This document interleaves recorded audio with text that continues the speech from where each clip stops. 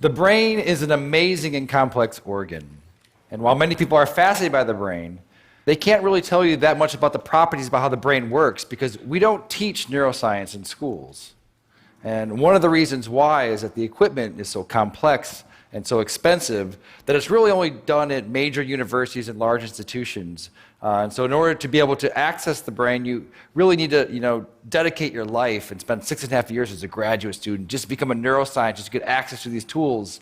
And that's a shame because 1 out of 5 of us, that's 20% of the entire world, will have a neurological disorder. And there are 0 cures for these diseases. And so it seems that what we should be doing is sort of reaching back earlier in the education process and sort of teaching students about neuroscience, and so that in the future they may be thinking about possibly becoming a brain scientist. And so when I was a graduate student, my lab mate Tim Marzullo and myself decided that, what if we took this complex equipment that we have for studying the brain and made it simple enough and affordable enough that anyone, an amateur or a high school student, could learn and actually participate in the discovery of neuroscience. And so we did just that. A few years ago, we started a company called Backyard Brains, and we make DIY neuroscience equipment. And I brought some here tonight, and I want to do some demonstrations. You guys want to see some? All right. So I need a volunteer. So right before, what is your name? All right, Sam. I'm going to record from your brain. Have you had this before? No. Okay. All right. I need you to stick out your arm for science. Roll up your sleeve a bit. All right. And so what I'm going to do, I'm putting electrodes on your arm, and you're probably wondering, I just said I'm going to record from your brain. What am I doing with your arm? You have about 80 billion neurons inside your brain right now. They're sending electrical messages back and forth and chemical messages. But some of your neurons right here in your motor cortex are going to send messages down when you move your arm like this. It's going to go down across your corpus callosum, down onto your spinal cord, your lower motor neuron, out to your muscles here. And that is electrical discharge.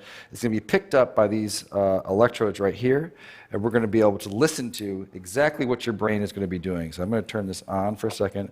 Have you ever heard what your brain sounds like?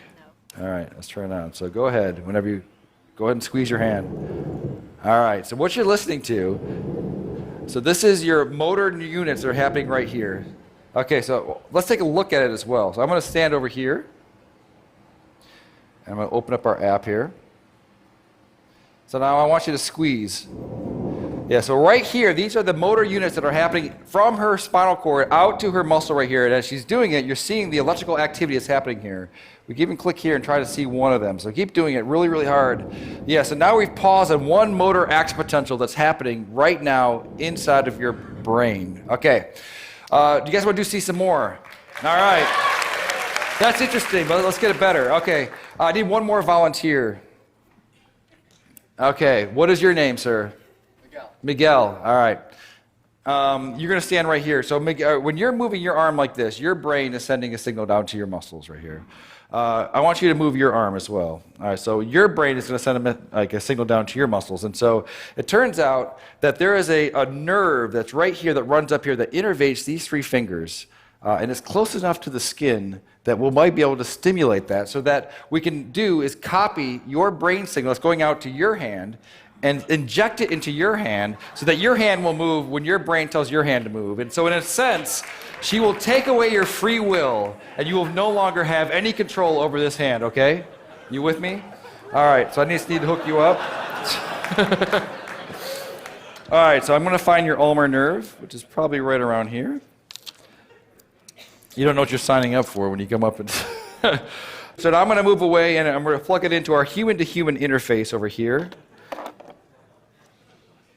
Okay, so Sam wants you to squeeze your hand again. All right, do it again.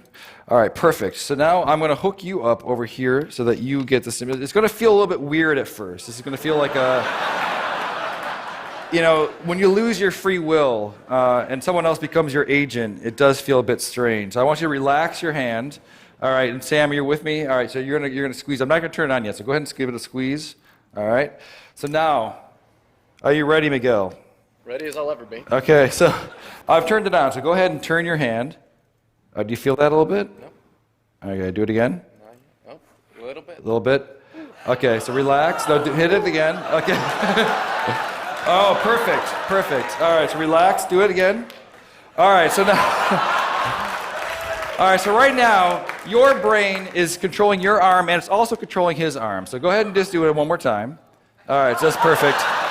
So now, what would happen if I took over my control of your hand? And so just relax your hand.